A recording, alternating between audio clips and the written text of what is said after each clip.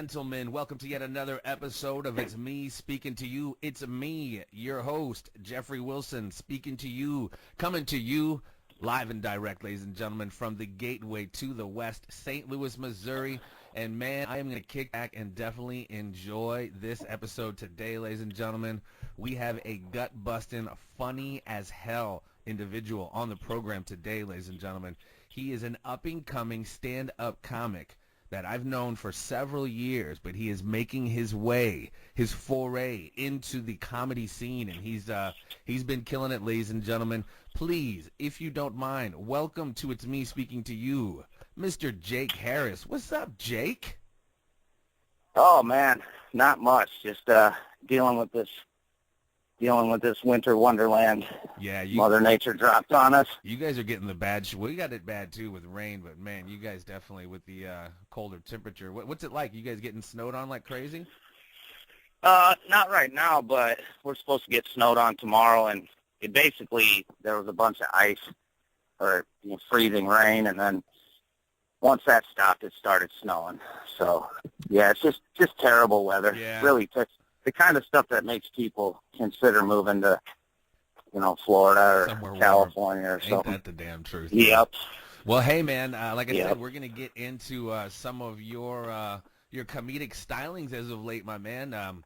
You obviously are good friends with my older brother, Lance Wilson, who I also have had on the podcast. Oh yeah. And he pretty much has told me, man, you've been really making your way, making your rounds, been doing some opening of some other bigger acts, and you're, I think you were saying sometime in December, or maybe you've already done it, you kind of had a little road tour. If you don't mind, before we jump too ahead of ourselves and talk about what you're doing now, how did you, were you always kind of the natural funny man, the class clown? How did you get your start into doing stand-up, man? Because I know you haven't done it forever. You just kind of started in the last few years. Yeah, I actually started, I think it was June of 2014, so about a year and a half. But, yeah, I mean, I didn't even know you could do it in the Quad Cities, to be honest with you, and I just kind of went into this bar to have a drink when I got off work one night, and I seen a bunch of people going up and down the stairs at Boozy's on 3rd and Davenport. And when I asked, like, hey, what's going on up there, they said, oh, they're doing stand-up comedy. And I thought, what the hell? Just kind of walked up the stairs and seen a couple people that I already knew, actually, and I just got signed up, and, man, I think the first time I did it, man, it's just kind of one of them things, like you just stumble on it, and, I didn't really ever have any, dream of really being a comedian. I always thought you had to live in L.A. or New York or something like that, but as soon as I did it one time, I thought, man, this might be something I want to do. Right. And then I don't know, all those jobs that you work because you have to. Of course. I hate all those damn things, and I've been trying to find a way to, still get by and survive without having to have a job. Right. Good luck with that. Anyway, that seemed like a good option. It was something I was already kind of good at. Yeah.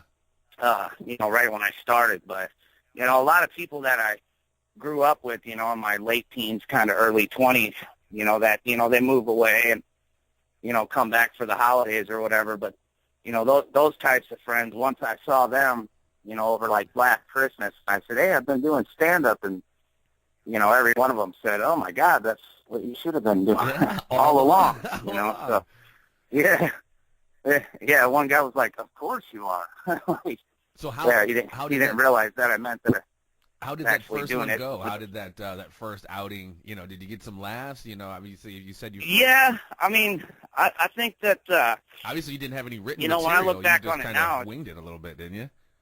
Well, yeah, I didn't really have any prepared material, but I pretty much just kind of talked about a couple of recent life experiences, and then did it in kind of a funny way, and or at least what I thought was funny at that time. Sure. But people are a little more forgiving when they know it's your first or second or third time. They take it a little easier on you. But when I look back on it, it's like it's embarrassing to me. The first time I ever went, but when I listen to it, people are laughing, and I got a good enough response where it gave me the confidence Right. to do it a second time, Well, and that had to help, So, obviously. 'Cause, I mean, I remember this has been many years, my friend. But there was a stand-up contest to be on. I think to qualify, you didn't just win this and you're on it, but it was like this kind of contest tournament, if you will, to be on the Jay Leno show, to do like a spot on the Jay Leno show, and like the preliminary contest was held down at Circa 21 in downtown Rock Island over there.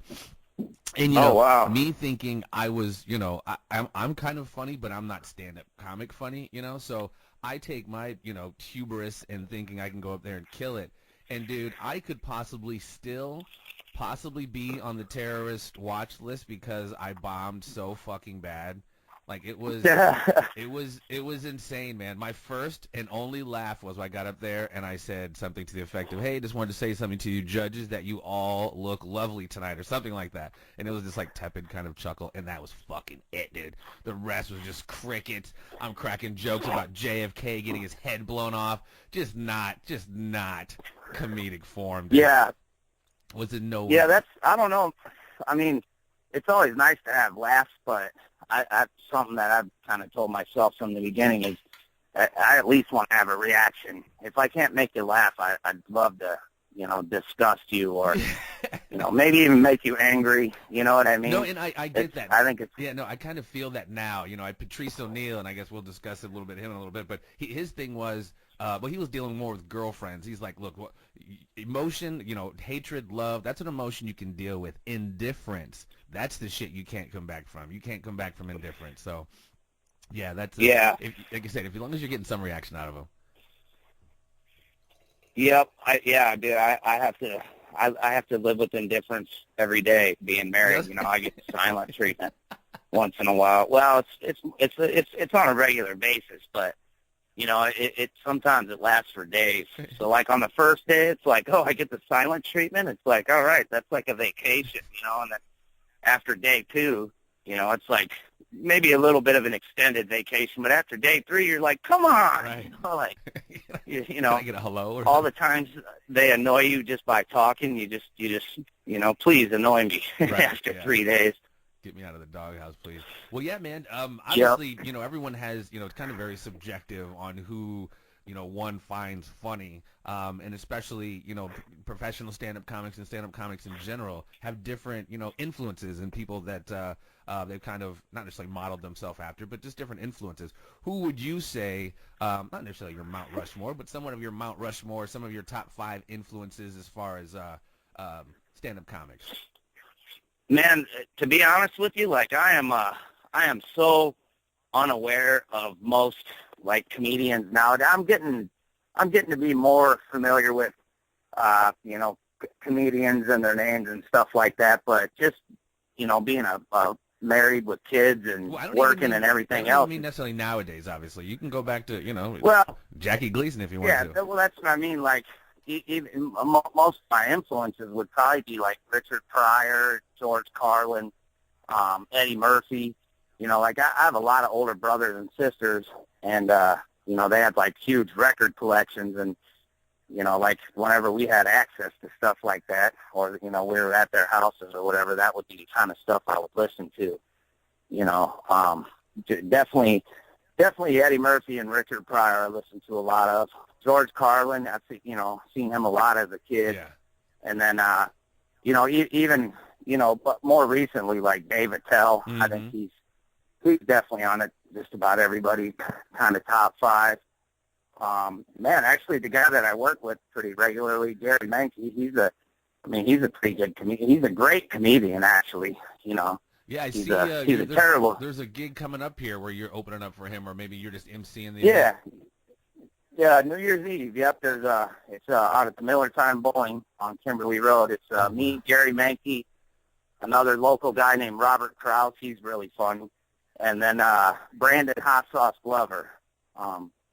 He's done some BET shows. He's got a Netflix show and stuff like that. But yeah, it should be a real good time. We got 2 shows at 8 o'clock and 10 o'clock. So. Well, I'd spoken to you earlier, a few weeks ago, when I was trying to book you on the show here initially. You were talking about doing some a little bit of road touring. Did you wind up doing that? Did you hit the road, or is that still yet to come? No, I didn't.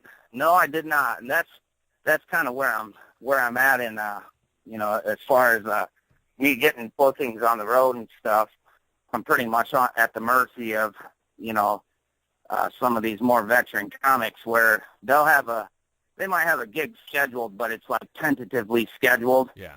And if before it's like signed on the dotted line, someone offers them a show in Orlando, Florida. Well, in the middle of December, if it's St. Louis or Orlando, they'll just take Orlando. Yeah, So, yeah. but yeah, and I'm pretty much limited right now to the Midwest, where you got to be able to justify, leaving home for a couple of days. And I mean, if you're getting paid, say $100, man, you can't go to Florida for $100. No, yeah, but, absolutely. But there is stuff opening up to me here in the near future, and I mean it's in I think it's late March, early April. There's a chance where I could end up on the road for a few weeks, but again, being married with kids and stuff like that, it's just I got to be real careful how I organize it. But it's definitely something I'm going to do at least for part of the time. Well, sure. Well, and definitely with the with the old interweb, that has to have excuse me, kind of not leveled the playing field, if you will. So you don't necessarily have to go in front of somebody in Florida or Arizona or wherever to audition. Have you contemplated or have you done any shooting your stuff out digitally to comedy clubs? Well, not yet, but there's a couple of gigs I did on the road where there's an agency in New York City. I think it's the Roger Paul agency, Mm-hmm. and they book a bunch of comedy clubs across the country, and I can't even remember the names. The guy from the Police Academy, Michael Winslow. Michael Winslow. There you go. He's one of them. Gary Mankey's one of them. I think Mike Epps, and then Michael Blackson. Yeah, that yes, is sir. the African king of comedy. Yeah, Just a I big did a guy show with pickup. him. Yep, he's broke ass. Yeah, yep. I But can tell you with the- but when I've done the shows on the road, those shows are recorded and then they've watched them back there and stuff. So, it's just a matter of it's just a matter of pretty much being available, Mhm. and then when they need you, Well, yeah, I mean, obviously, But, like you said, you're just kind of somewhat new to the game, so I guess getting your name out there, getting the vibe built about you, building that fan base, obviously, and clearly, the more acts you open for, hopefully that word will travel fast with them, and then, if they're looking for an opening act sometime down the line, they might think of funny man Jake Harris. Yeah, that's kind of the hope. It's part of, a big part of it too is like, when you open up for somebody, I mean, you got to be good enough on stage. That kind of goes without saying, but Sure. you also have to be somebody that they would want to hang out with. At the end of the day, if they don't like you personally, the next time they come through, they're not going to say, "Hey, who's that guy that I didn't like?" Can you get him? Yeah. So, We spend more time. with them, please. just being somebody that can hang out with, just blend with a lot of different people, that's probably as important as being funny on stage. Sure. The two go hand in hand.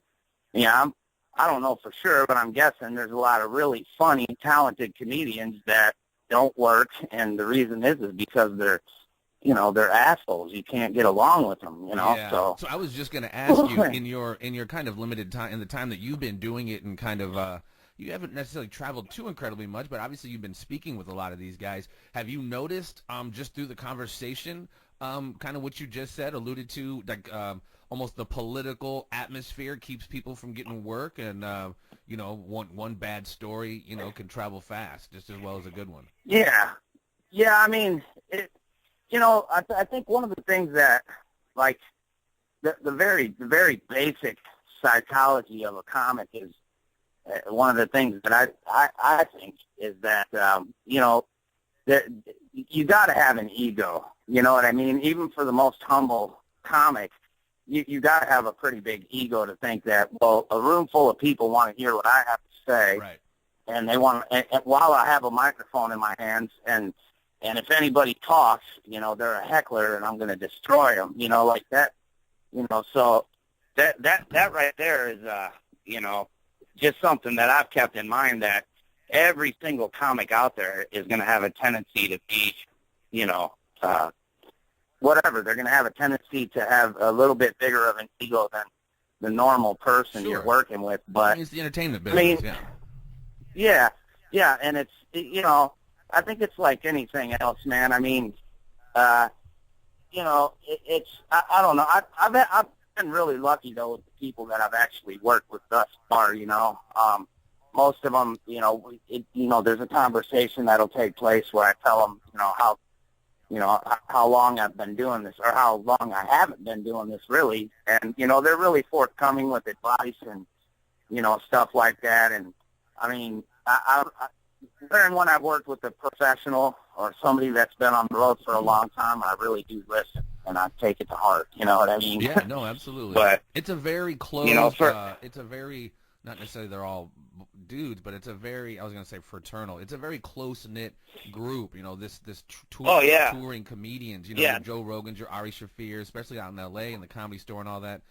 They are very protective of their craft and of their industry. And and it is a community of sorts, where it's, it is kind of a, just, it doesn't, you don't have to be in it too long before you start to know a few people, and by virtue of knowing those few people, you kind of know, you get to know everybody eventually, or, that was the one thing that I kind of noticed about comedy almost right away was, I mean, if you're in a band, you're probably not going to meet the major touring bands or whatever, unless you're lucky enough to open up for them, or, if you're an actor, you're probably not going to meet the A-list actors unless you're lucky enough to be on a movie with them. Sure. And, I mean, the same can be true for comics, but I just think that comics, by and large, are more accessible, so, Yeah.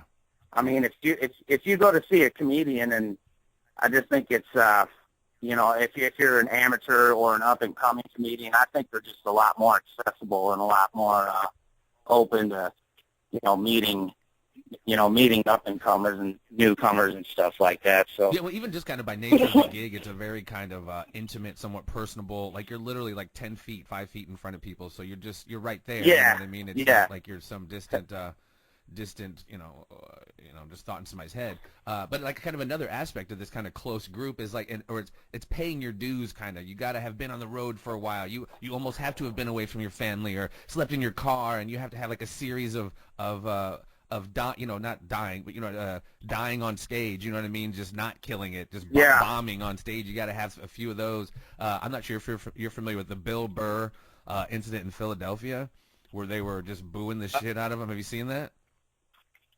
No, I haven't seen the whole show or whatever, but I know of what you're speaking of, man. That guy, I forgot to mention that. Yeah. He's easily in my top 5.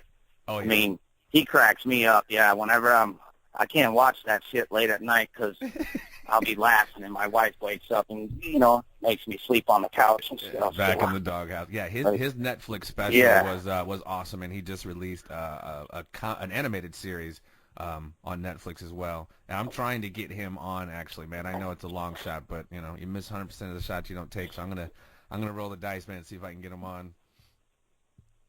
Yep. I mean, yeah, dude. I mean, people like that. That's kind of what I was just saying. Is people like that, I think, are a lot more accessible than somebody who's like an A-list actor or a major touring rock star or something like that. Yeah. Well, I think the internet has also made people a little bit more accessible. You can tweet a star now directly. Yes, that will tell you to fuck off or no or whatever, or talk to my publicist. But, you do have. It's definitely made the world a smaller place. That's for sure. Yeah. Well, and that's cool too, because like I said, it brings everybody together, so you can almost do, like I said, get some of your recordings down, set up a YouTube page or a web page, just so you have like somewhat of a digital footprint. You know, like I said, Yeah. me and Lance have talked about it, man. Like you're a funny motherfucker, dude, and I definitely see you. And like I said, if you need any help, man, doing any of this stuff I'm talking about, recording stuff, like any aspect of this, you know, I've been in production. I definitely do. Yeah, I'd be more than Yeah, happy to help. I'm like technologically speaking, I'm just illiterate and half retarded anyway, you know. Yeah, no problem, man. That is absolutely no problem. Yep. So cool. So 2016, obviously, you just burned it up, man. Turned them and burned them in 2015. What does 2016 hold for the Snake? Man, I'll tell you what, I am going to try to get on the road as like much as I possibly can, period, just to kind of get myself, a little bit of recognition outside of the Quad Cities. I mean, I heard another comedian say this on an interview I listened where he basically said, wherever you start from, you're always going to be an open micer to those kind of people, and it doesn't matter. Like, I could have opened up for anybody, and if you want to get brought back down to earth, man, just go back to the open mic you started at, because you know what I mean. Those people aren't impressed with anything, and they're not just going to laugh because of who you are, and so it's a good exercise in humility and stuff like that. But at the same time, I have material that when I do it in front of a crowd that actually pays to come in to see a comedy show, Mm-hmm. It's easy. It works really, really well. It's almost effortless. But when you do that same material for, some of the other local comics or the local crowds that you started with, you really got to work hard to get their, to get their genuine laughter, Right, so, which is good, though, I think. I mean, I hear Bill Burr and Joe Rogan. I just actually looked at the set list for the Comedy Store last night, and, it was Bill Burr, Ari Shaffir, each of them doing just 15 minutes, man, 10:30 to 10:45. And, Burr is down there constantly, literally once a week, couple times a week. And, he lives in L.A. Yeah, He just says it's just so important to sharpen the sword, man. Just keep building new material and just working it out. Well, and that's another really cool thing, man, is that, in spite of, like what I said earlier about everybody having an ego, that's another thing is, like, even when people, you might have this idea that, well, that guy's made it, man, that guy's still out there working really hard. He's still up there, occasionally bombing, maybe not Bill Burr or whatever, but, people who you might think, okay, they've crossed the line to where they're successful now. Those people are still working hard. They're still, they might be able to go to the Comedy Store and get some other guy that waited there for 4 hours to get 10 minutes on stage. He might get bumped so Bill Burr can get there, but Bill Burr's still out there doing that kind of stuff. It's one of those things that if you're passionate about it, you're willing to put in a lot of work and effort, and you really don't know where it's going to lead. You know what I mean? But it's, I don't know, honestly, it's kind of a shame to say it because I'm actually turning 40 today, but there's not many things in my life that Happy birthday, brother. I forgot to tell you that. Happy birthday. It's Jake's birthday today. Thank you. Heck yeah. But, there's very few things in my life that I've stumbled on where, I have really no idea where it's going to lead, but I'm not afraid to put a lot of hard work and effort into it, I think none of us do really in life, uncertainty is a certainty, like, none of us really have, we may think we have shit planned out and know what's up, but so many, as Bob Ross says, happy accidents happen all the time that just take us in different directions, so, it's truthfully, as much as I'd like to think I have a plan, I'm just winging it. Well, no, but at least least you're at least you're not just fucking off listlessly. Like, you've committed yourself to something, and like you said, you don't know where it's going, but there's something hugely exciting about that. You know what I mean? If you're at least in motion somewhere, you don't know where that's going to take you. But you're at least in motion. You're not sitting. You're not stagnating. You're at least in motion. Well, and it's that's uncertainty. And taking that into consideration, that this is like, I am certain that this is something I want to do. You know what I mean?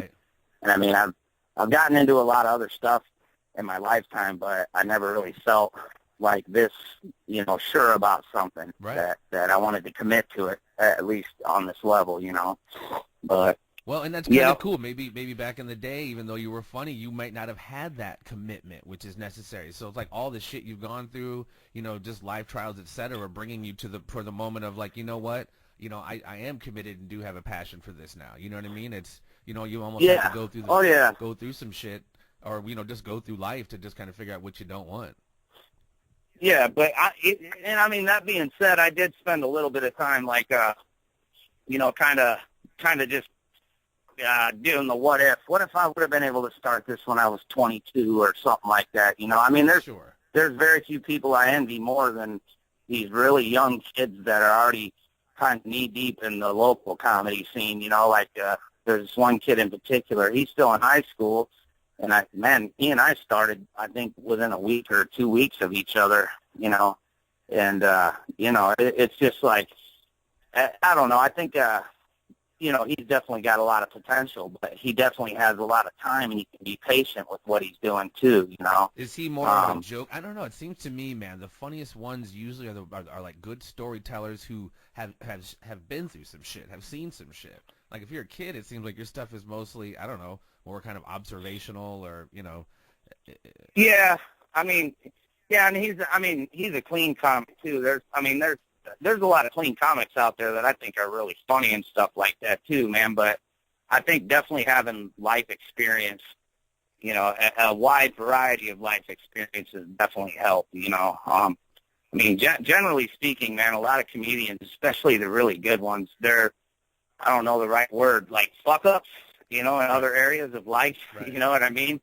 You just, if you really put them under the microscope and analyze every facet of their life, you would say, man, this guy is like terrible at this and that and everything else. But man, he's a great comedian, He sure is funny.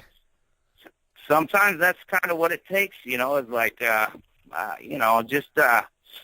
it just takes a wide range of living to really, but that's I think one of the points is like you're basically just trying to relate to as many people as you can, but doing it in a really funny way. Right. Well, and that's what the best I think.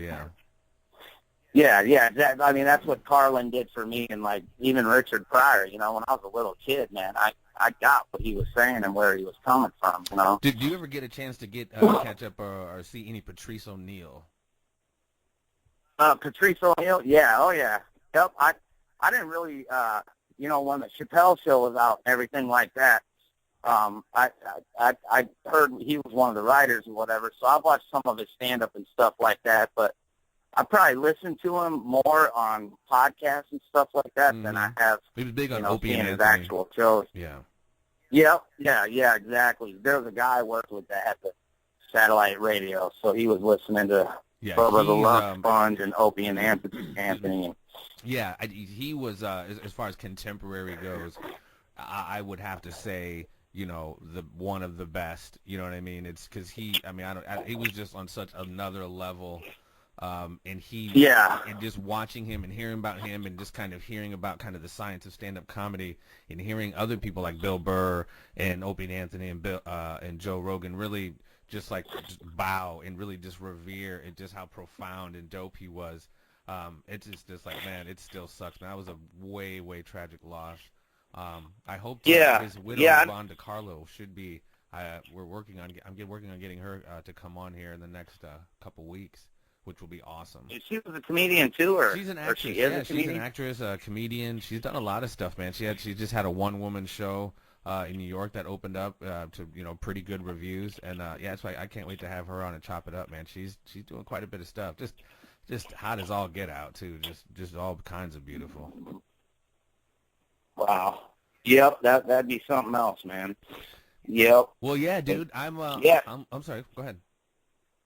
Well, never mind. I can't remember what I was just going to say, but no, that's all right. Go ahead. I'm looking forward to, like I said, 2016 and anything I can do, my brother, to assist in any of your ventures, bro. Like I said, I've definitely had some little bit of experience in the old entertainment business as an actor and working in production, but even before that. So we need to rap, man, because like you said, getting the right team together is definitely important, man. You can't do it all by yourself. So I'd be more than happy to help you out. Absolutely, man. I'll figure out one of my problem here with getting you. I'll send you some of my sets and stuff. Lance has just about everything I've done. Lance is probably my biggest. Oh yeah, dude. You know what I mean? Yeah. me and Lance out there hanging out and stuff, and he'd be cracking up pretty much all night. And, man, when I told him, like, hey, man, you can do stand-up comedy, he was like, if you don't go, I'll break your leg or something. And, yeah, I mean, but he was he gave me a pretty good nudge to even get started, gave me a little confidence that I he's a funny might not have otherwise himself, had dude. to. But he's been years cracking me the fuck up. Lance Wilson is man, your brother Ken too. That guy could be a comic if he wanted to. Yeah, that's right. Ken too. K-Dub in the building. Man, yeah, I've said this 1,000,001 times, but some of the funniest people that I've ever met in my life are just dudes from our old neighborhood. Just like. They don't even realize how funny they are just when they talk. They're one of them people that, like a good job for them would be, like, say if your loved one at the hospital dies, it would be good if they were the ones that came out to tell you. You know what I mean? Right. But, like, you at least have even a though you about just, it. Yeah, you went through a huge loss, but man, that guy's funny.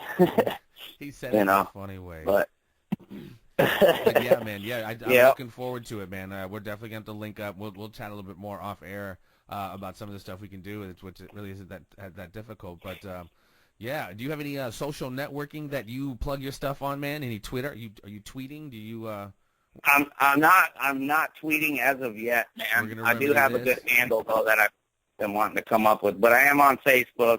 So what's the name? Jake Harris. Jake Harris. All right, we'll throw the link up. Nothing fancy. Yeah, that's all right. We're gonna throw the link up on the YouTube video. We're gonna get you a Twitter page set up, a YouTube page set up, and get this 2016 kicked off with a bang, my friend. For sure. Yep. I could use the help, that's for sure. And that's no problem, man. I'm happy to do it. Well, before I let you slide, my man, there is one final segment that I must ask you to partake in. And it is called the Conspiracy Triangle of Doom. Very simple. Conspiracy Triangle of Doom. This is where I feel most at home. It is 3 questions, sir, that you may answer with a simple yes or no, or you may elaborate if you wish. Are you prepared? All right. You ready to go? I'm ready. A little sip of my cold beverage before we begin. Question number 1. Do you, Jake Harris, believe in the existence of extraterrestrial intelligence? I'm conflicted on that one, man. I don't know what to believe, man. I you know what? Sometimes I don't know. I get to leaning towards the biblical kind of angle. I mean, there's definitely something else out there. What it is, I don't know what it is. But there's definitely something else out there that's beyond us, that's for sure. Okay. So is that yes, sort of? Yeah. But I just don't believe in, like, like those people who say they were sleeping and then they started levitating and then they floated out to some spaceship. I don't know if I believe that, but I believe that there's something. Something's out there. Yeah. Roger that. All right, sir. Question number 2. Do you, sir, do you believe in the official version or follow the official version and the official narrative of the events of November 22nd, 1963, the assassination of John Kennedy? I easily believe that the CIA or elements thereof were involved, but it was way bigger than that. I mean, it's one of those things that Oswald didn't know shit anyway, man. Absolutely not. I mean, that could take up at least a whole hour by itself, you know? Oh, yeah. But yeah, no, I've definitely, that was one of the things that kind of got me into just about everything else, to where whatever the issue or the conspiracy is, I'll at least kind of look at it with a discerning eye. Sure. And, the problem is there's so many conspiracies in such little time. Well, and you use a very crucial word there, discernment. You have to be able to discern through, Yeah, there's a lot and I think that's the one issue where it hasn't just been a couple of weeks, or I mean years and years, where I've watched documentaries, Sure. read books, and everything else. And one of the things that I've noticed that people do, and I think it's just a natural tendency for most of all human beings, is that whenever you come to a conclusion in your head, you try to seek information that will, Match that conclusion. support what you already believe. Absolutely. And so I've really tried to like read and watch documentaries and stuff like that for the opposite of what I believe. And I think after really getting involved in that kind of stuff with the JFK issue, it just made me even more convinced. I mean, one of the biggest mouthpieces for the Oswald did it kind of thing is a guy named Gerald Posner. Oh yeah, I know who he is. And I mean, I don't have an extensive education or anything, and I'm not like probably not the greatest debater, but I would love to debate that guy publicly. Even I mean, and I would smash him because bro. He just prints. Yeah, no, he just wrote a prints book. Too much. He wrote a book years ago called Case Closed, and this was around. Yeah. This was not too long after the JFK movie came out, and it was one of those things, honestly, bro. And it's interesting you bring him up because I just I don't even know. I'm pretty voracious on this particular subject as well, but I just with him, I just don't entertain him and any of his shit, any of his reports. Once I heard and read his book, The Whole Case Closed, and how the magic bullet created 7 fucking wounds and came out pristine because it slowed down. That kind of shit, Yeah. And then you have Dr. Cyril Wecht, the dopest forensic pathologist ever, pretty much saying Yeah. you can never, ever, ever do some shit like that. So anyway. Right. Yeah. Yeah, and that guy, Cyril Wecht, the guy you just mentioned, he's done, I mean, he's got extensive, real world experience and the very, exact science. He's a forensic pathologist. Yeah, I mean, he's done many cases, so many huge cases. Yeah, and what's weird is, I mean, oftentimes when you see somebody who's like a Gerald Posner or the Michael Bawden guy who he's in the Oswald did it camp. He used to be on a show on HBO called Autopsy. Yeah. He's another O.J. Simpson. Yeah. Right. But when a lot of times when you trace people back, you find out that they have connections to intelligence agencies. Follow the money. Yeah, absolutely. Oh yeah, and if you're naval intelligence or the Defense Intelligence Agency, ultimately you're still working with the CIA. I mean, it's I don't know. No, it's complex, but no, it absolutely is. It is one of the it is one of the most educated and in-depth answers, in my personal opinion, that I've gotten to the question here on the old "It's Me Speaking to You" in the Conspiracy Triangle of Doom. So that was So you do not follow the narrative, to be definitive and answer the question. Absolutely not. Absolutely not. And I hope I'm alive when the day comes that a lot of this information that still hasn't been released. I just hope to God I'm still alive the day that finally comes out. Well, and I definitely think that there's still yet. It's out. I think it's when people say that, like, man, you can never keep a conspiracy because people would talk and we would know by now. I'm like, well, we do. Like, people have talked. Yeah, people have talked. You know what I mean? Yeah. I look at like simple shit. Yeah. Like, simple shit like when it happened. Like just like really, really just simple, basic shit. Like the actual shooting. That when it happened, 50, 60 people run to this area where this other dude was shooting behind the fence. Obviously, you know what I mean? They all run up the fucking hill. Yeah. Yeah, that and, statistically speaking, there's never been another case where so many people who are witnesses on one level or another have just died, for the most bizarre circumstances too. But, I mean, it's something, it's something like I get carried away, like talking to my older kids about other stuff, but it's one of those things that I almost recommend people don't even get into it because it just makes you feel hopeless sometimes. You're like, damn, these people can get away with this shit, and I got to raise my kids and grandkids around here. It is tough. But it is tough. Like you said, it's definitely one that could spawn a whole episode, and it obviously has through the years of discussion about it. So, very good question, and very good answer, obviously. It's question number 3, along the lines of following narratives. Do you believe and do you follow the official narrative of the events of September the 11th, 2001? No, I don't believe the official narrative whatsoever on that one either. I mean, that one I wasn't as easily convinced as the JFK Sure. issue, but man, you take Building 7 into account, and then that's the first place people need to start. Building 7 being the smaller of the buildings, which was hit by nothing, but later in the day, yeah, it was a Solomon speed. Brothers building. Solomon Brothers. And then here's something that I don't know if people have talked about this or whatever. This is just a personal suspicion of mine, but personally, I think that one that came down, the plane that came down in Shanksville, Pennsylvania, I think that plane was supposed to hit that building. Personally, that's what I personally believe. And once it went down, they were like, "Holy shit, what do we do?" And they said, "Well, we already got explosives in place." Kaboom. But anybody who sees that, there's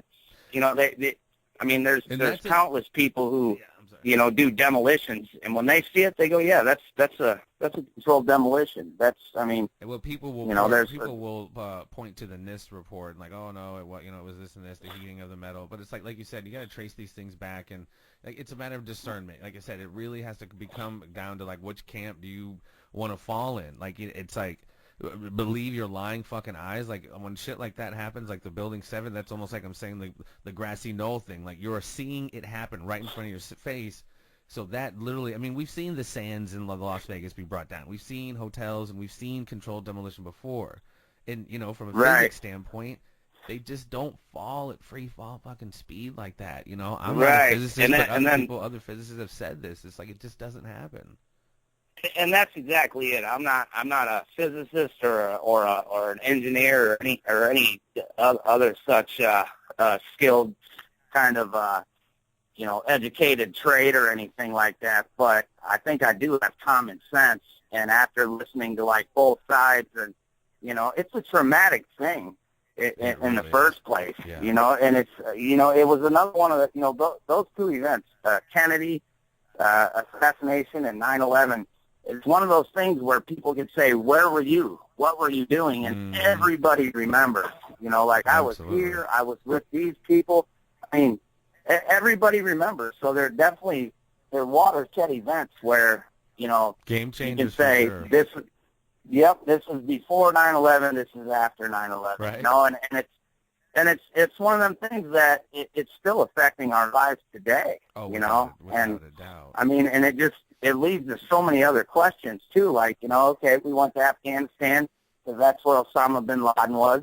Well, now allegedly he's dead, and so what are we even doing there? And then that kind of leads you to, well, we got a heroin epidemic in our country now. Well, and that's absolutely, that's without a doubt true. The heroin business, but I look at it. You know what I mean? It's one of those key bonos. The Latin term key bono. Who benefits? Yeah. So when this exactly. goes down, it's like, look at the United States foreign policy. I don't know. It's a very deep conversation, and I'm not going to necessarily think I know all of it. But there was aspects to this war on terror that it's more of a chess game than it is checkers. It's not so black and white as painting it. And it's something so far beyond that, that it's just, these guys aren't thinking 10 moves ahead. They're, they're thinking 1,000 moves ahead. So it's almost one of those things that you got to have hindsight to be able to kind of figure all this stuff out. And that reminds me of this quote that I heard from this guy that they said, look, the JFK thing is basically a puzzle that has 10,000 pieces, but you have 1 million pieces that you got to pick through to find the 10,000. Yeah. Oh, wow. And that's the same thing to be said about the 9/11 thing. Is like it's just so complex and complicated. Yeah. There's something I didn't even know until recently. But most people, when polled, most Americans, they don't even know that a third building fell on that day, on 9/11. Yeah. Which is kind of like, really, you're kidding me, right? But no, that's how disconnected. Well, and that's interesting you say that, because I was just going to be like, what does this say to? Because I firmly believe what kind of what you have just kind of alluded on both of those things. So, and in both of those instances, well, just maybe the 9/11. There's just millions and billions of people who think otherwise, who, you know what I mean, who think it was, Yeah. and who follow this and are just waving the flag and are so voraciously willing to, war. I mean, I get it. I get their war on terror, because now there always have been motherfuckers who want to hurt us, but it's been facilitated by certain forces now. So you now have this beast that's fucking almost uncaged that has to be fucking put down. But it's been there's this level of destabilization that's taking place. I'm sorry, but I've read books like fucking the Big New Brzezinski's The Grand Chessboard, Oh yeah. Carol Quigley's fucking Tragedy and Hope. I mean, these things have been Yeah. laid out, like you said. They're thinking Oh, yeah. thousands of steps ahead. You know what I mean? These are Right. No, I mean, yeah, some of the people that were involved in like kind of setting up the whole apparatus that allows stuff like this to happen. I mean, they were doing it knowing that a lot of the stuff that would take place wouldn't even happen in their lifetimes, so they're, the Carol Quigley's book that you mentioned, I started reading that about 18 different times. That is a beast. That's a thick-ass book, yeah. But it's a great insight into, like, the foreign policy, man, how, they utilize nationalism and utilize proxies to go destabilize regions. You know what I mean? It's just, like I said, it's chess, and people think it's fucking, checkers, and they really... Well, and that's like it's almost like the most beautiful but the most insulting thing is that there's actually literature out there from their very own mouths that will tell you exactly what they're wanting to do and trying to do. Sure. And it's just a shame that people aren't more informed about it. But yeah, it's you can really almost kind of, I don't want to say you can predict what they're doing, but like I said, with hindsight, when you're reading stuff like that, especially like the Big New Brzezinski and, oh man, who's the other guy? Nixon's chief of staff. Kissinger, there you go. Yeah, I know two foreigners actually who pretty much have been at the helm of, major decision making in the United States for the last 40 years or whatever, maybe even longer. Right. But yeah, I mean, ultimately, like those very issues are kind of like what has jaded me towards like politics. When people start saying, "Oh man, are you for Trump?" Or you, there's not that I'll quote Joseph Stalin all that much, but. He said it doesn't matter who casts the votes, it matters who counts the votes. Yeah. And, I think that just rings so true. And especially in the United States, we really don't have a two-party system, which would probably be better than what we have. But, yeah, we really need more than just 2 points of view, but we really don't even have that. Yeah, we have one point of view, and it's two sides of one coin, and honestly, that's exactly it. I think the best articulation of all of this, of what we're talking about, without getting into, like you said, the million pieces to find the 10,000 pieces. The best thing I think I've seen that it's articulated this is the movie The Matrix, my friend. It might sound corny, but the movie The Matrix is the best metaphor to so perfectly describe all of this. You know what I mean? A reality on top of what you believe.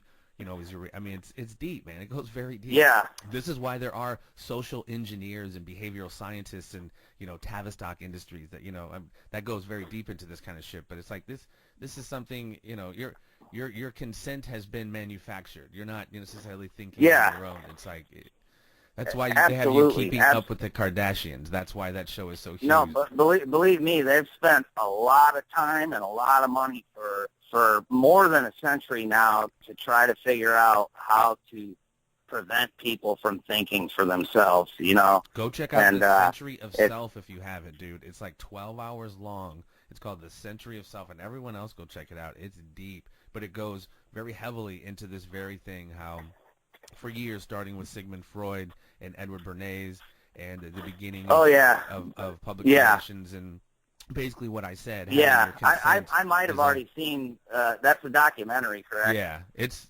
Yeah, I've seen quite a bit of that. That might have been you that turned me onto that, or maybe that was Lance that said that. Hey, Jeffrey turned me onto this. Possibly. Dude, it's been out there for a while, but yeah, that's a red pill right there. You know what I mean? As far as this kind of conversation goes. Absolutely. Yeah.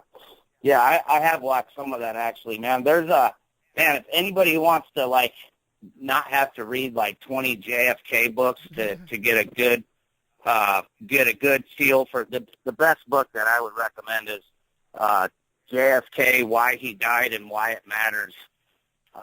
let me make sure I'm saying that right. Oh, wait, no, it's called JFK and the Unspeakable: Why He Died and Why It Matters.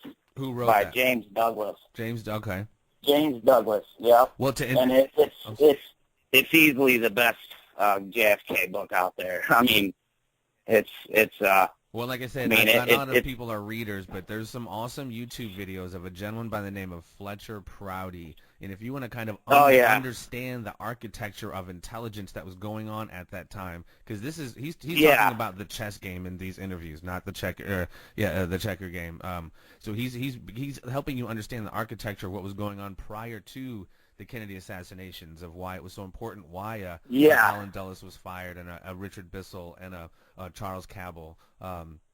So yeah, that's Fletcher Prouty is another good because he was portrayed by Donald Sutherland as Mr. X in JFK movie. Yeah, he was actually worked in the Kennedy government on the intelligence side. But yeah, he's actually he's actually a really good person. Just to get, he's dead now, but sure. I mean he's definitely a central figure in understanding the whole JFK thing and how stuff like this happens, and the whole kit and caboodle. But he actually, I don't know if he had a website before he died and stuff, and he got into a lot of other subjects that, like when I would first read some of this stuff, it's just so contrary to like what you've been told to believe your whole life, where some of it you're just like, I don't know. But then a decade later, you'll start reading or start watching YouTube videos that delve into these subjects. They're like, man, he might have been onto something, like oil not being a fossil fuel and stuff like that. It's just, you really don't realize how much stuff that you think that you really don't have any, practical way to prove that or disprove it. Yeah, and it just gets you to thinking like, man, there's another book that, I'm a big, I personally, I think a lot of the stuff that we do as far as foreign policy and where we send our military and, where our intelligence agencies are really working heavily and deeply, I think a lot of it has to do with the worldwide drug trade. And, I mean, we don't have time to, go into all that, but there's a book, it's called The Politics of Heroin in Southeast Asia, and that one's by a guy named Dr. Alfred McCoy.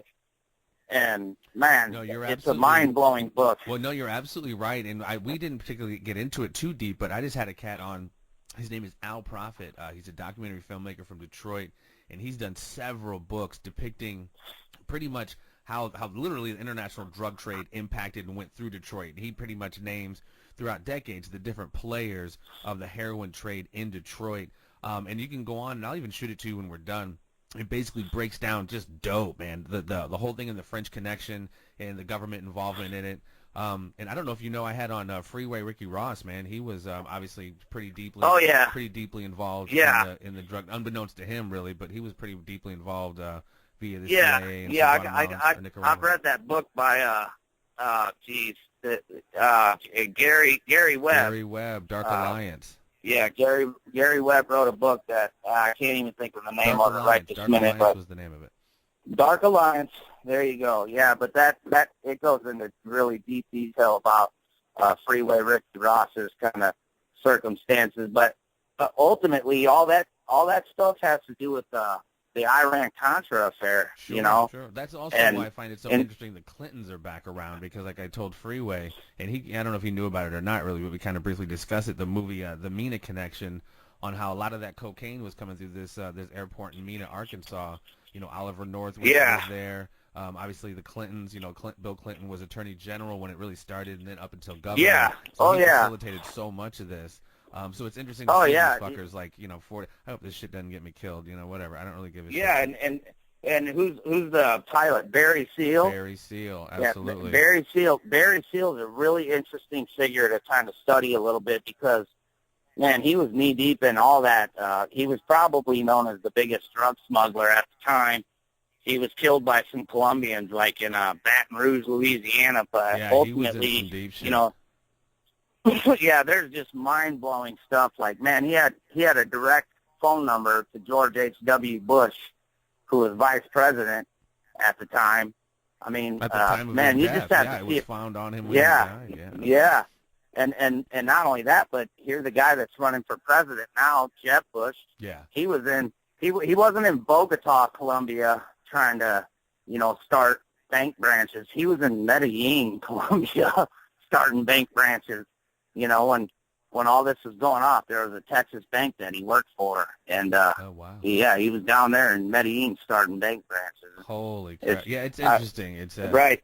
I mean, if there's anybody a lot thinks of for 20 allegations seconds, about. man, is like the Clinton-Bush dynasty. I mean, even Obama is, I wouldn't say involved in it necessarily, but I mean, where there's the volleyball, or it's kind of oscillated back and forth between these two families, with the minor exception of Obama here.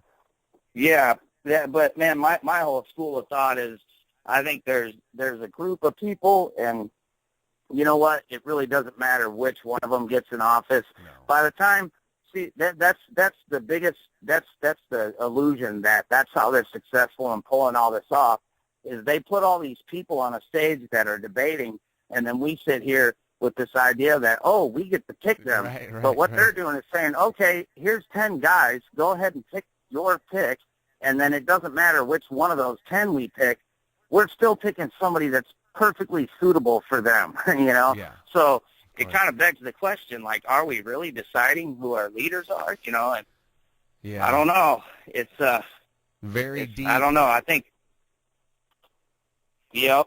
And man, I'll tell you what, man. If it weren't for the internet, man, I think these guys could have got away with a lot more stuff for years and years to come. But yeah, and I know I agree. I think there definitely has been alternative media has definitely informed people in a different way. But I think a huge component, and we brought it up before, is discernment. I think so many people lack just general discernment. Their brains, I don't know I think there is a general dumbing down in society, and they just want however many shortcuts to thinking as possible. They just want, what's going on in Ukraine? Brian Williams or Lester Holt tell me on the news. Okay, now I'm informed on fucking Ukraine. Like, I haven't opened a fucking book, and that's how people like form their opinions anymore. It's like they want them kept up with the Kardashians and lined up for fucking iPhones. Like, they don't want you having these conversations. Yeah, absolutely. I don't know who they is, but that's well, it's the same day that's always been around. It's I think people call them something, New World Order, Illuminati, or whatever the hell it is. Cheese. Yeah, there you go, keepers of the cheese. That's probably a more accurate description than New World Order or Illuminati. But yeah, I mean Well, and that's the other thing. People throw these terms around like Illuminati and shit. People don't even know. I mean, I don't know. People say these things without anymore now. Yeah. These conversations about Illuminati 15, 20 years ago were very quiet. They were very, no one talked about this. Now it's on fucking clothing. Ultimately, I don't think it like puts us another step towards like understanding what it really is. In fact, no, absolutely. I think it's just like another distraction, and it's another like impediment or a speed bump on the way to kind of understanding what's really going on, Well, and that's kind of what I was going to allude to a minute ago. It's with the discernment thing, it's like people lack discernment, and I think whoever the they is, they enjoy the conspiracy thought, their thought process, and they enjoy convoluting that conversation with shit like ice bullets in the Kennedy thing, or the no plane theory with the 9/11, or when I say no planes, they're saying, I know they're talking about no planes at the Pentagon, but there's actually motherfuckers who are saying there's no planes that hit the World Trade Center. So I mean that's and that, you see, and now that's kind of what I think. I think at on some level, some of that type of stuff could just be, somebody who has their own theory, and it kind of picks up a little bit of steam or whatever. But ultimately, I think some of that stuff is purposely, just kind of thrown out there by intelligence agencies. Yeah, I mean, this is it what almost I'm saying. serves as a red herring. Yeah, absolutely. You have this big group of people who call themselves 9/11 truthers, yes, and then there's some theory about, well, there was no planes, and now you just split that camp in two. It's the same old tactic, divide and conquer. And you also, it has definitely divide and conquer, but then and it also completely. It puts a huge stigma on anybody questioning it. You're like, dude, don't tell me you're one of them no plane fuckers. It almost just shortcuts, disconnects people from even wanting to have any kind of conspiracy kind of conversation because the absurdity of some of this, the certain theories. You know what I mean? It just It's a very effective tactic, obviously. Like you said, it's definitely. Yeah, I mean, and man, I got to tell you, man, honestly, I mean, I think Carlin did a really good job with that kind of stuff towards the end of his life, where he started addressing a lot of these issues, like the last couple. Who? George Carlin. Oh yeah. Oh, absolutely. Yeah, he really did a couple of HBO specials that, like the last couple that he did, where he basically just, he just laid it all out there, like, exactly. Hey, we're all being fucked, right. And and he did it in a really humorous way. And they're normally subjects that, man, you can't really, you don't really want to talk about that shit, when you're trying to make people laugh. But, I think that's kind of my goal, is one day I would like to be able to, because then you start to learn about all this stuff, and then you want to share it. You want to at least mention this stuff that you've learned to people, and you got to be able to do it in a way that that really sinks in. No, exactly. And I think honestly, and I've known this for years about Bill Burr. I think he would probably love this conversation. I think he's a huge conspiracy theorist, but he knows as his brand and his product, he cannot go out and have this fucking conversation like we're having here, because you're just probably scaring away a lot of advertisers, et cetera, because it's so I would say it's out there, but ultimately, if you pay attention to his work, you know what I mean. He knows about the Federal Reserve, like he knows his shit, dude. But he lays it in, it's like that spoonful of sugar makes the medicine go down better. You know what I mean. If you listen to the content of his shit, dude, he's on point, man, and he knows what's up, dude. Who's that you're talking about? Bill Burr. Oh, Bill Burr. Yeah. He's absolutely. But the whole point is like how you weave it in without just being like the fucking, a pedophile ring runs the world. You just don't say that. You just like, you weave it in. I'm so hopefully right. I didn't want to pop the mic there. I think I popped the mic a little bit, but yeah, you know what I mean. You just don't shout from the rooftops here. Yeah, ridiculous. But that's, I mean, that, but what's absolutely fucking crazy about it is a pedophile ring does kind of run the world, It's like, I mean, it's man, I mean, it's almost, but I think, I think, one of the things that gives me hope is that if you could take, just any subject, let's just say not the 9/11 thing, and you could say, okay, well, there's two camps. There's the camp that believes that, the official narrative, the way the government said that it happened is the way that it happened. And then there's the other camp of people who say that, maybe they have one theory or another, but they don't believe in the official narrative. And you never see somebody who thinks that there's some fishy type of stuff going on. You never see someone from that camp go to now I believe what the government was saying, but you do see people who believe in what the government's version is. You do see them. I'm going to have to, because this just recently happened, my friend, and I found this very interesting. It kind of not necessarily overall contradicts your general theory, but this particular individual who was a great artist, his name is Stephen Walden.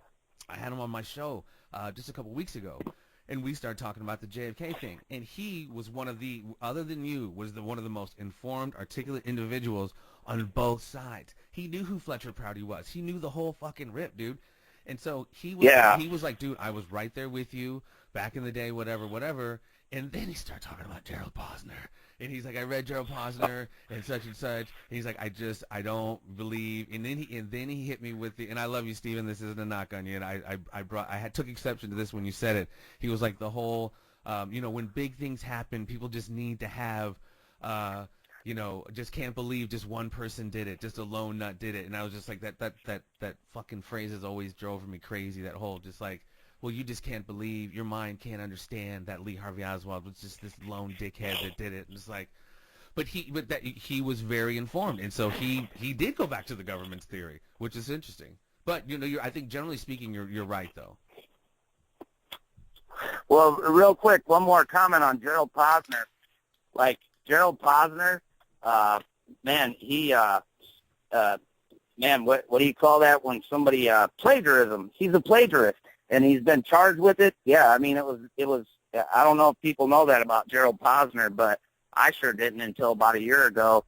I mean, it's on Wikipedia and everything else. But yeah, he plagiarized a whole bunch of material, and then he didn't have much choice but to come out and admit it. But that would be like a comedian coming out and doing another comedian's whole act. Carlos or something, Mencia, dude. Carlos Mencia. Yeah, Joe Rogan called his ass so out for so it. Gerald Posner is basically the Carlos Mencia of the Oswald Diddick camp. I didn't know he got called out for plagiarism, but I'm very happy to hear that because he, you know, it just he's a plagiarist, and it's like it's a charged and convicted. You're confirmed plagiarist. Oh, on and record. I don't know, but in my book, that means that discredits everything from that dude. Well, you of know, course it does. and you know, like you said before, man, follow the money. He's on somebody's payroll. Of course, you probably can't trace absolutely. it. But you know, I mean, he came out with that shit right in time, not too long after the JFK came out, and it was just, you know, perfect horse shit, and you know, it was. You know, he presented it on like NBC Nightly News, which supposedly even legitimized it, or whatever show he was on to supposedly legitimize it. But it was just, you know, but interesting enough. Hold on, but interesting enough, the government, hence the 9/11, or since the 9/11 thing, you hear how much money the government spent towards the media, maintaining like the WMD thing back in the day. There was a lot of money spent on the government to media outlets. Sorry to cut you off. Go ahead. No, yeah, totally, yeah, and I mean, no, it was basically the Bush administration had, people who are working directly in the White House, you know, who have contacts in the media, you know, they weren't just like calling them saying, okay, hey, these are some of the talking points that we'd like for you to go over. Well, I mean, they were basically having, they were basically writing a newscast for them in some cases where. You know, there should be measures in place. If they're not already in place and they're just being violated, there should be measures in place where, I mean, how many times do you see something or an article in the paper or whatever where they don't even name their source, but they say someone high up in the administration or something like that. White House sources say, Pentagon officials say. Exactly, and then it's just some, you know, and that way they can kind of control, you know, the narrative that's being put out there. But real quick, I want to go back. Go ahead. I'm sorry. What you were saying about how that guy, you know, basically said that, well, you know, you just can't accept that one guy could take down this powerful, you know, it's the most powerful country and he's the most powerful man, and one guy couldn't. You know, in my experience, I've heard more people say, you know, that, you know, they're in the Oswald Diddick camp, and they say, well, I just can't believe that my own government would be involved in that, and they're completely dismissive.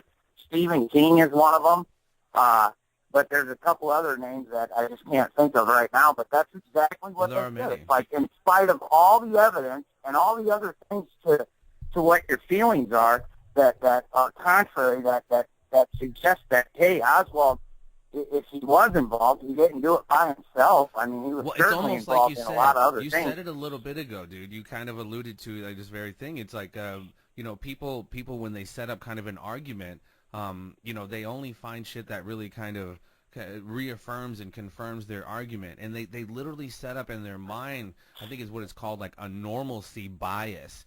You know what I mean? So it's just like, yeah. So this is what happened, and anything else is fucking poppycock because, you know, I have studied, I've done the such and such, you know, Dan Rather told me, I saw the CBS special. Like, well, did you? Do you know who fucking owns CBS? You know what I mean? Yeah. It doesn't even get into the larger, the discernment, literally the discernment. There just is none. Right. I think this is by design. Yeah, and I mean, speaking of Dan Rather, he was one of the few people that actually got to see the Zapruder film, like within a day or two after, you know, the actual event on the 22nd of November, and he was one of the few people.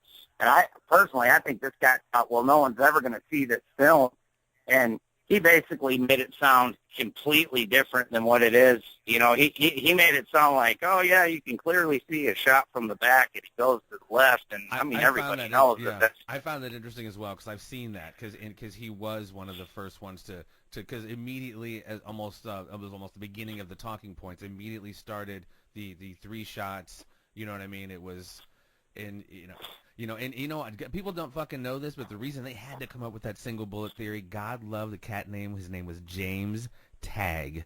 He happened to have been standing when this shit was going down, and one of the bullets they had to account for was a bullet that hit him, or not hit him, but hit the curb, and a chunk of the hit cement, the curb, yeah. and a chunk of the cement, like, you know, cut him or whatever. So, and it, you know, it was right there. So they had to account for one bullet right there. So then the other two, they had to do all this fucking poppycock just because of that cat, man. Hero, James Tagg, man. Make T-shirts out of the guy. Yeah. Oh, yeah. Yeah, absolutely. Yeah, I think they pretty much, like, you know, they already had, you know, the story figured out. You know, you know, it was 3 bullets. It was one guy. He did this and that, and then that kind of threw everything into a tailspin. You know, like they had to think quick on their feet. But you know who came up with what they call the magic bullet theory was Arlen Specter. Yeah. And yeah, and then you look at you look at the Warren Commission. You know, man, one of those guys became president, Gerald Ford, and. Yeah. You know, every one of those guys. One of those guys was fired after the Bay of Pigs, Alan Dulles, and that's just that. Oh was, yeah, that was Sly shady Kennedy. Right there. Yeah, exactly. That was. Oh yeah. And that was some of the stuff Fletcher Prouty alluded to. That wasn't just a fire Yeah. like 7-Eleven or some shit. That guy had been in Right. national intelligence. And his brother was Right. John Foster Dulles, the former Secretary of State. Who's the head of? He was Secretary of State. Former Yeah. Secretary of State, absolutely. So these Yeah. guys had been in the mix for decades, pre-World War II. So when this cat comes in and fucking cans pretty much that whole staff over there at the CIA, the top 3 dogs over there, I mean, that was a huge, I mean, he pissed. People don't get that. I mean, they think it's, well, he got fired. Yeah. This guy, and this old guy went home. No, man, no. That's not. Yeah, I know. Yeah, that would be like well, that would be like you know, that would be like OJ killing his wife and then OJ being part of the team that investigates the OJ murders. Right, you know, yeah. like No, literally. I don't even know if that sounded right, but yeah, it's totally screwed up, and it's that kind of stuff that it's almost enough to make you enraged that they can get away with stuff like that, you know, and like the common person on the street doesn't even know about that kind of stuff, you know. Well, and you're just a you know, this maligning term. You're just a conspiracy theory. You know that now is such a huge campaign has been waged on conspiracy theorists and literally thinking fucking people, but you have people who have these poppycock conspiracies, so it's like it just maligns the whole fucking thing. So no one even wants to have a substantive conversation. Yeah, it's Orwellian, like he said. First they changed first they change the word and then they change its meaning. You know, it's like right. You know, words don't even mean the same thing as what they used to. It depends on what you mean by the meaning of the word is. There's a connotation, though, that when you say, oh, he's a conspiracy theorist, it's like right off the bat you think of somebody who will believe any damn thing they hear, and, you know, and it's dismissive. So you don't have to listen to what that person has to say or whatever. But yeah, I think it's incumbent upon all of us that are kind of aware and that kind of realize stuff like that's going on. You know, like I find I have better success convincing, you know, a kid that's in college that, you know, is a voracious reader that, you know, he just might not have been introduced to stuff like this. I mean, whenever I have discussions like that with, say, a 22-year-old kid, you know, it's like within a week or something, they call you and go, hey, man, you know what, you're right about this. And then they want, you know, that's who I loan my books to nowadays. That's an illustration of kind of what I'm talking about. Obviously, the old, you know, you can't treat an old dog new tricks. You know, the older you get, the deeper your normalcy biases are set up. This is why I love Star Wars. This is why I love The Matrix. That's why they say we can't teach this Jedi shit to motherfuckers after a certain age, dude.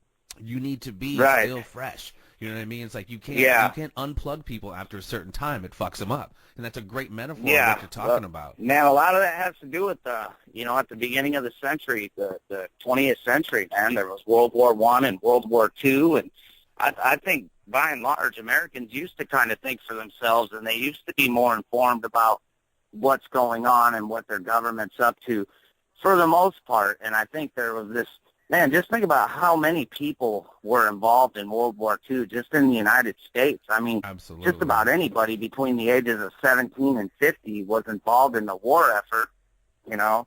And you know, it's just this idea that, you know what, if you're a private then you do what your sergeant tells you, and that's that. No, I mean, I remember seeing you don't question him, in the and then Band of Brothers, man. I know you've probably seen the Band of Brothers. They were saying in the beginning oh of yeah, that, absolutely, before when yeah. they went into that Easy Company, there were cats who were 17, 18 who couldn't get in, who were taking their own lives because they couldn't go in to defend their country. We're in a Oh wow, we're in a very different yeah. time. You know those interviews they do before the show starts. You know, they'll have one of them sit down. Yeah. Oh yeah. They show the actual real people. So when they first have the first kind of basic training beginning of Easy Company there, that's what they were saying, kind of the climate of World War II at the time. One guy was like, dude, there was a friend of mine or someone I knew who couldn't get in, and he wound up committing suicide. It was just like, and he said, you know, it was a different time, and clearly, I mean, yeah. Yep, and that's kind of something that, you know, I think the Bill O'Reilly mentality.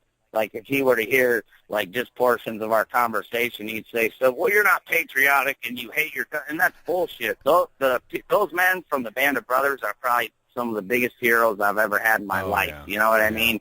I mean, some of the stuff they did, it's man. I mean, I've watched that stuff about 100 times, and I mean, literally. I mean, those guys are my heroes. I have more respect for those guys than I could even articulate with words. But, you know, the fact is I think not that everything that those guys did was in vain, but I think that a lot of stuff that those guys did was totally taken advantage of. And, you know, we used to have a lot of political capital. Taken advantage of, man. I think they're kind of like naivete and, you know, just so willing, almost that nationalistic willingness to just go in and defend, you know, not knowing kind of, as we know now, some of this stuff about Hitler and who was behind Hitler really. I don't know if you've read some of that. Yeah. I mean, it's part of this chess game again. I mean, you know, they almost appeal to the same nationalistic fervor that they did the kids after 9/11. You know what I mean? There's kids that went over there and got fucking blown up and killed, which that shit really fucking pisses me off. You know, knowing the whole Matrix aspect of all this, and there's kids who just run over there to just keep doing it, thinking they're, you know, obviously I love I defend, you know, I respect their service, man. I may not fucking dig the war, but I'll always respect the warrior and shit. But that's what pisses me off. But like you said, it pisses me off because you and I both know a lot of people personally. Big Lance, you know, as a Marine, Bob Fay, all those guys, you know. But that's what I feel like is like they, you know, like these people do this for a very noble reason. Yeah, you know, some of them are like, hey, I'm doing it so I can go to college. Right. But by and large, underneath all that, they're fucking patriotic, man. Right. They want to serve their country. If they got to go off and fight, they want to do it to make the world a better place. But not on some bullshit, though. You know what I mean? Not. That's like exactly what exactly. You know, not so we can control the oil in the Middle East, or you know, and not to mention when they come home, it ain't like they get free fucking gas or anything like that. So, you know, I don't know. Sometimes it just with all the bullshit involved, it kind of begs the question, like, what are we fighting for? You know, and it's just, I don't know. I mean, some of it's so similar to the Vietnam War. You know, there's people we were having the same question after however many years. It was just like, why are we doing this again? Like, you know, and then you got to read that book. And then come to find out the Gulf of Tonkin never fucking happened. It's like, oh wow, so yeah, the whole thing that started this never what? even happened. That really makes all those deaths like more fucked up. Even just a few months ago, NPR, you know, National Public Radio, even after McNamara, Robert McNamara, who's the former Secretary of Defense at that time. Absolutely. You know, even he's been in documentaries saying that it never happened. Absolutely. You know, he admitted it publicly that it never happened. And even NPR, who, you know, they got, you know, they're national. Huge so audience. that even they reported like a month ago, oh, blah, blah, blah, when the Gulf of Tonkin incident took place. And it's like, man, why didn't they throw in a caveat that it's since been disproven or anything else? Right. So you got to keep the narrative going. That's exactly it. Once it gets thoroughly ingrained in like the American psyche and everything, man, it's just something that you can't just say, you can't just come out on page 12 and say, oh, this really didn't happen, because, you know, there's going to be a couple informed people, but it's the Matrix, even journalists that should know damn well better don't. Yeah, well, NPR, I mean, come on, man, NPR, I mean, that's, you know, NPR is definitely not, you know, I like, you know, yeah, I like their laid back and I don't expect them to have any like cutting edge reporting or anything, but that was something where I was like thoroughly disappointed, and I'm just like, come on. I mean, really, you know. Like I said, they're towing a line too. But yeah, it's disheartening, Yeah. man. That's what I'm saying. We're just not having the real conversations, unfortunately, and we're too busy keeping up with the Kardashians, like I say, or fantasy footballing like a fucking motherfucker. It's like, not that there's anything wrong with it, but it's like our priorities, almost psychically and spiritually, and it seems to be just out of whack. I could be going too deep on that, but we just seems to be focused on the wrong stuff, and so much illness just is allowed to pervade and continue unchecked, it seems like. I agree, man. It's What almost, can we do? I mean, not that I hope this or anything, but it's almost like there's going to have to be some type of revolution before any real change takes place, man, because, I mean, it's, you mentioned the Federal Reserve earlier, and, just with all, man, they're just so firmly entrenched that I really don't have, any answers thus far as to, like, what we should really do, except, like, that. Ayahuasca ceremonies for all. I agree. There you go. DMT, baby. Psilocybin all the in way. The water system. But ultimately, one of the things that, people thought they were going to fight World War II, they thought that they were going to fight fascism, and ultimately what fascism is a collaboration, or, big business and government become one and the same. More than just a collaboration, they're one and the same, and that's exactly what we are in this country now. You look like Donald Rumsfeld was Secretary of Defense, and then he goes and he's the CEO of Searle Pharmaceuticals. Well, even before that, dude, Rumsfeld, man, he was chief of staff. He's been entrenched since back in like the Nixon days. Like, he goes back to the Ford. Oh yeah, Nixon days. He was definitely Nixon, and yeah, he was Gerald Ford, and then again for Reagan and Cheney as well. Yeah, I mean, like that whole clique. Like, that's those guys are peas in a pod. Actually, Cheney and Donald Rumsfeld, those guys literally came up together at D.C.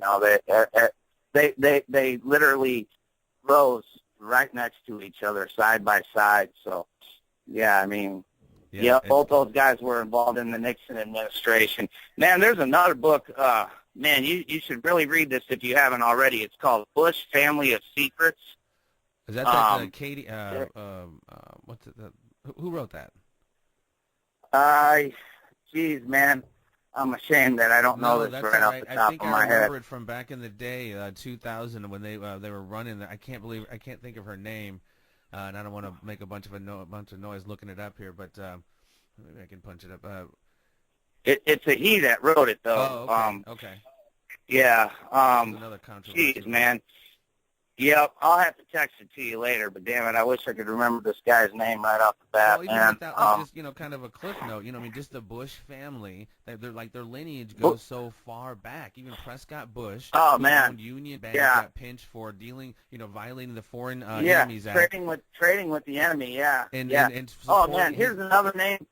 If you don't know this, man, you got to look this guy up. His name's Smedley Butler. Smedley Butler. Smedley Butler. Hell yeah. They approached him about the coup. Hey. Yeah, the American coup. Yeah, that was I think 1937. But Smedley Butler was approached by a bunch of wealthy Wall Street businessmen who had a plan to raise an army of 500,000 people that were going to march on Washington, basically take over the government.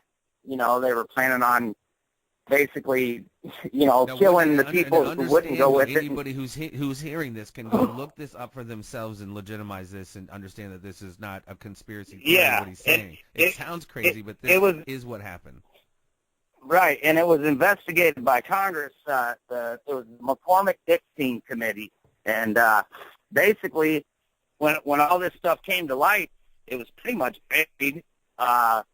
For about 50 years. It wasn't until the 80s when somebody stumbled on it. And then, even then, I mean, it's hard to believe, like, when they're teaching kids history, junior high school, that shit should be taught. That shit should be, like, one of the first things they learn, you would think Well, about. I mean, And as we know yeah, now, public schools are nothing more than just assembly lines of just like pumping out more ignorant children who are just essentially yep, in the matrix. You know what I mean? Essentially in the thinking pod of, just keeping we got a nice little new consumer here. Here we go.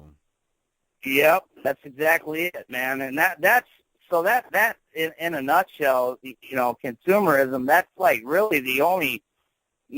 That's one of the only places where I think collectively, like, we can really put a dent in these people and their schemes and everything is by watching what we buy.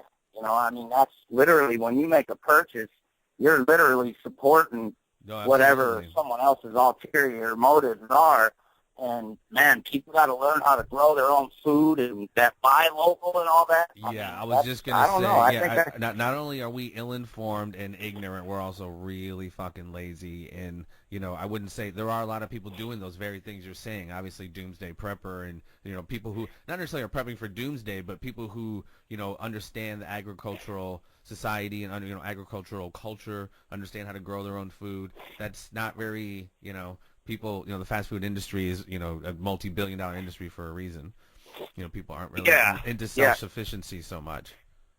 yeah, and I mean, I think it just, I don't know. I think there's been a lot of things that that convenience has taken away from us. Like my dad, he's been dead for several years. When he was growing up in the 30s and 40s, when we would be eating a salad when I was a kid, he would say, I never got to eat a salad in December. And we're looking at him like, what? He didn't eat lettuce unless he grew it. Wow. And, Now, where was that summer at? was over, Where did he grow up? He grew up in Muscatine, Iowa. Okay. Yeah, but just little things like that. It's like we can get lettuce, year round, 12 months out of the year, and all types of other stuff that's grown in California or Florida and other places, and you just kind of take that for granted, and you don't realize that. I do agree. It wasn't that long ago. Yeah, no, I agree. The overall convenience. No, you're right. It wasn't. It's like it's actually kind of new that all this has come about, but it's come about so hugely fast to the point where it's like now I've talked about this to somebody where it's like we literally have everything at almost the tip of our fingers. So I think almost from a physiological standpoint, I think at some point we're going to start our brain. I'm not to say our brains are going to start growing bigger, but we might start firing. Our brains are going to require information and electrical stimulation more, but our bodies are going to grow smaller and like atrophy or whatever because we just move less. That could be completely off base, but I just think with so much of the sedentary lifestyle that pervades so much of the culture today, and people are just sitting there with their necks pointed down, like we're going to have this weird like hunched over society that are like real small and frail, but like can spout out to you any random fact because they're just jacked in Johnny Mnemonic style. It's almost like all this Huxley, like that's I've over the years I've kind of like listened to a lot of people debate about who had it right, Huxley or Orwell, and there's so much stuff that goes on that and it's almost a cliche now. It's all overused. Oh, that's Orwellian, but man, and there's a lot of stuff that Orwell just got like spot on, but ultimately I think Huxley had it right, when he talks about drugs that in a nutshell, people are going to be happy in situations that they probably fucking shouldn't be, and that's exactly what we have going on now. It's like people are at a job that's boring and a fucking trained monkey could do, and they can't focus, so, well, put them on Adderall. Now they can focus on their brain-dead job, and it's everybody's on some drug that they don't need in the first fucking place, and that's all it does. They can go to a job that they hate to buy shit they don't need to impress friends that they don't like. Tyler Durden, yeah, the whole Fight Club mantra, exactly though. But I don't know. I think that's kind of why that movie hit so hard. I didn't know that's what. I think so. Yeah, I think so. That's like, you work a job that you hate to buy shit you don't need, and I think that's exactly where that came from. But it's pretty. Man, I mean, I think that movie like wasn't supposed to resonate with so many people. And the book too, that author's awesome, Chuck Palahniuk. Yeah, but I mean that's man. I mean that's that's kind of what the status quo in our country and basically the world over. Our culture is like there's nothing sacred, you know.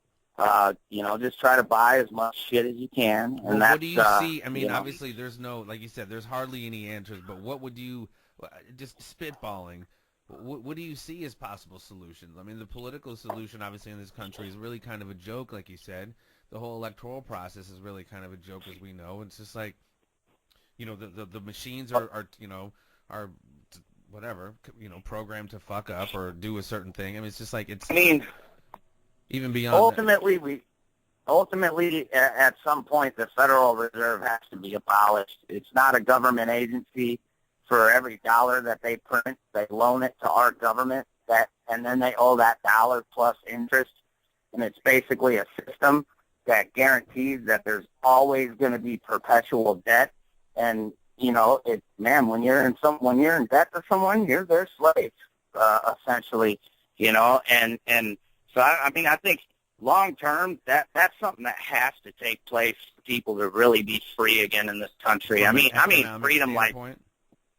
well, I mean from a living standpoint. I mean it's and I just think that ultimately that economically is the only place like you can really hit people. I'm sure they have solutions. If everybody and their brothers started growing enough food and started, raising their own food to the point where, they just didn't need to go to Hy-Vee or a grocery store to buy this or that, which is, I'm not hopeful that would ever happen, but I just think they have a solution for any type of blowback from the population, I mean, I think an overall kind of like the general theme of what we're saying, I think people need to probably get, and not that I just say, I don't know it all, you don't know it all. I think people need to get a little bit more informed on things. People need to get a little bit more self-sufficient. People need to be less reliant on, kind of their overall well-being on, kind of external stuff, you know what I mean? Figuring out the news from the news, NBC News, like getting informed from it, really kind of taking control of your own life, I guess you could for lack of a better term, not to sound Tony Robbins about it, but. Yeah, I mean, ultimately, I think that, it's basically, what I need to do personally is just live the best life that I can and then try to lead by example if I can do that, you know what I mean? It's, because I just don't see like there's not like one real answer. It's got to be the culmination of like a million different things that take place. But and then man, I mean I just don't see I just don't see a lot of hope as far as like the political landscape. I mean I don't see like having like, oh, this guy got elected, and now things are better. I think the Trump thing is interesting. The Trump thing is quite fascinating. The guy who was the host of the biggest reality show, The Apprentice, and has been Donald Trump. We've known Donald Trump for fucking years, and now he's literally just like leaps and bounds ahead everyone else in his field for the presidency of the United States. Scared about that. That's just lets kind of us know where we're at. I think it's just like, dude. Well. And if anybody had any illusions about how things really were, it was like not the first Republican debate. It might have been the second or the third, but Donald Trump said something that I just can't believe that it wasn't like people didn't talk about this more. But he basically said, look, I've bought a couple of people on this very stage. I've bought Hillary Clinton before. I've bought a lot of politicians. Yeah. And when he was done talking, the next guy to talk said, Donald, I would take money from you if you, So, it was like the very first person who was able to talk was saying, yeah, that's the way things are. And if I'm elected or whatever, I'll take your money, And right. That's what this is all about. And even FDR said that. He said, presidents aren't elected; they're selected. Absolutely. So absolutely. I mean, that's I think first and foremost is like we're never gonna be able to name one person or a group of people. You can always throw out certain names like Kissinger and Geez, who's the guy we were just fucking talking about? Yeah, I mean, there's several names. The big you know what I mean? There's several names. Yeah, you can always throw out a name like that or whatever, but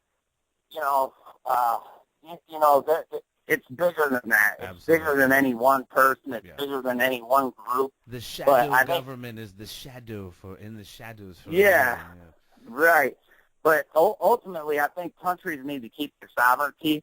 We don't need to have a North American, union like the Europeans have. We don't.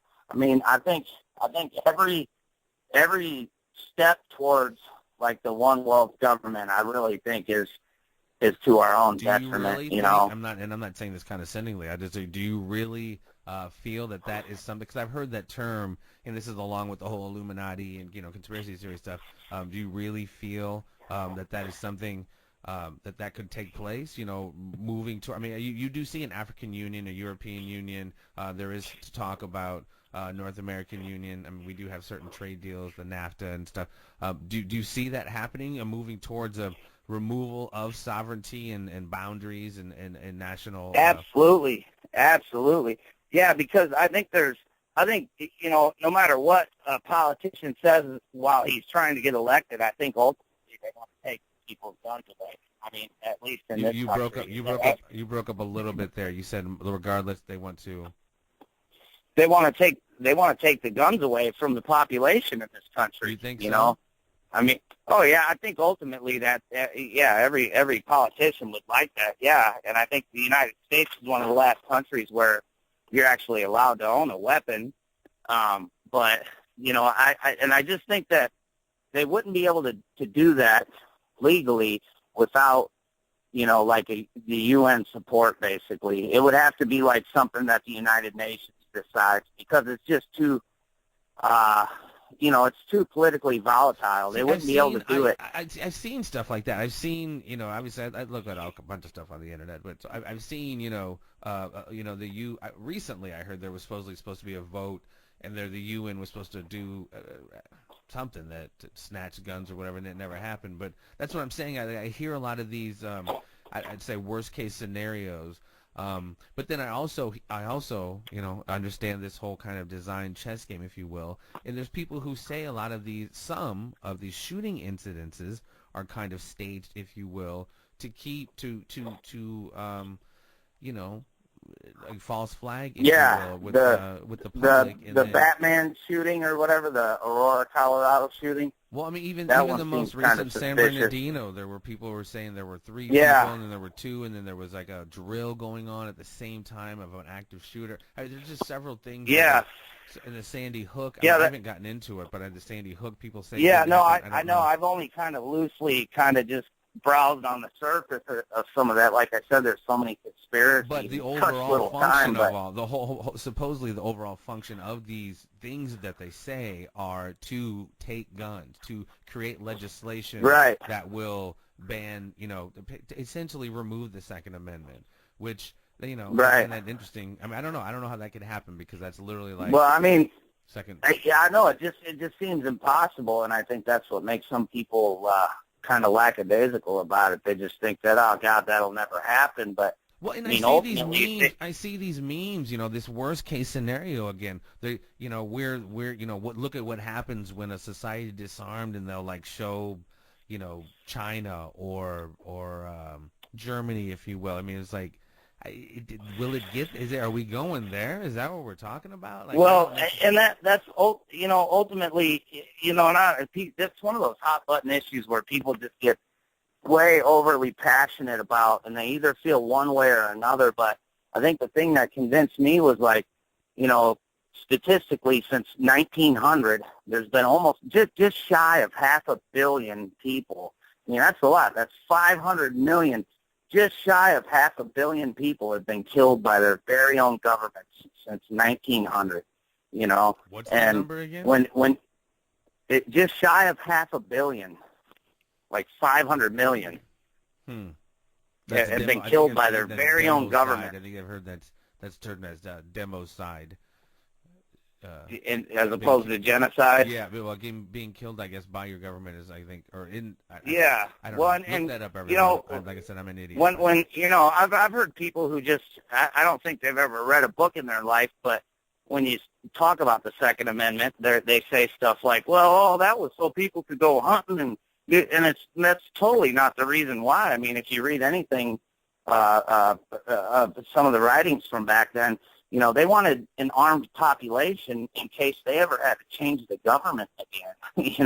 They wanted the government to be afraid of its citizens, right? And not the other way around. And I think that's something that, for the first time in at least in our country's history, over the last at least decade, maybe a little longer, people are afraid of their own government right now. And I think that's just a slippery slope to go down.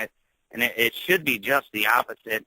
It should be people in the government are just totally afraid of their citizens. And I think where and when that happens, I think you actually have genuine freedom, Well, and I see there's been definitely a kind of a slippery slope, a change. You see, the cops look like they're coming straight out of like a paramilitary, SWAT movie or something. And it seems like there's definitely been a change as far as even the political climate. Yeah. With the Paris attacks, the whole thing in Paris, that thing that went down recently, that seemed like, man, that was such in the heart of Paris. My mom sent me a text. She's like, wow, I was just there a few weeks ago when I was touring Europe. And I'm just like, wow. Yeah. And it created a real fear. And I know right. Exactly. Joe Biggs, it just created a fear. Joe Biggs, who was a reporter for InfoWars, whom I happen to talk to every once in a while, he was saying those streets are empty, man. That's normally like the heart of the city. There's a lot of stuff going on. And he's like, people were they were gone, man. There's a legit fear, and there was at least a legit fear component going on in the city of Paris. And I think that's, it's not just fearing the government. I think just fearing this just overall. I think the fear factor is definitely kind of taking over everywhere. I feels like. Yeah, and I mean that's another thing is like the groups who perpetrate stuff like that. I mean you hear a lot of rumblings about how it was our own intelligence agencies that kind of start these groups up and fund them and everything else. Man, I mean like ISIS, they're using American military hardware, and it's all, it's, they have I saw this thing where basically ISIS had this little battle with the Iraqi armed forces, and most of the Iraqis fled, and then all of a sudden you see these, members of ISIS driving American, Humvees and, shooting off American rockets and stuff like that. And, the fact is they already had weapons like that before that firefight. They didn't just confiscate those from Iraqis who were fleeing the battlefields. They had that stuff from the very onset of all this. But I don't know. I mean, it definitely seems like there's a changing. And like I said, I'm an idiot, but I'm watching the news with a little bit of kind of discernment myself. The whole thing with Russia and Putin. And it seems like, to me, in my own personal opinion, all these cats are gangsters. But Putin, and they all kind of like, keep each other's stuff, the extracurricular stuff they do on the hush. Like everyone knows everyone's gangsters and stuff. But lately, Putin has been literally, like in press conferences in front of the UN, in front of, international press, has been saying, he's, there's a video out there. He's like, where did ISIS come from? Who funds ISIS? Yeah. He's pretty much laying it out there for everyone in a certain kind of like gangster way without saying it. He's pretty much telling everyone, and that's definitely been a big tide turn in my opinion, because I've never seen one, this is definitely when you hear someone like Putin, who is obviously the president of Russia, say that the West and Western allies are basically funding ISIS, and like you said, facilitating this growth of ISIS. That's big, man. That's obviously a huge charge, but that's big because that is what a lot of people are saying is going on. And so it's interesting to see how what's done, to stop that. I hear a little one back there. Well, yeah. Me and Lance kind of talked about this a couple weeks ago, and it was like, yeah, man, wait till it gets into conspiracy theory, They're like, anyway. No, But yeah, that's man. all good. No, I don't want to keep you too much longer. So the answer to that final question as far as 9/11 was no, you do not follow the official narrative, and that is officially the longest answer to a question in the conspiracy triangle of doom, ladies and gentlemen. But no, man, I appreciate you, man. I'm going to let you slide. We're going to talk a little bit later, man, about building that Facebook or your YouTube page and all that good stuff and getting that digital footprint out there. Ladies and gentlemen, as you have heard, a very intelligent, bright individual who is also a funny motherfucker. His name is Jake Harris. You will be seeing about him. You will be hearing about him. You'll be reading about him. You'll be checking. You'll be coming to your town near you very soon. Thank you, my brother. I appreciate you taking the time. Hey, thank you, Jeff.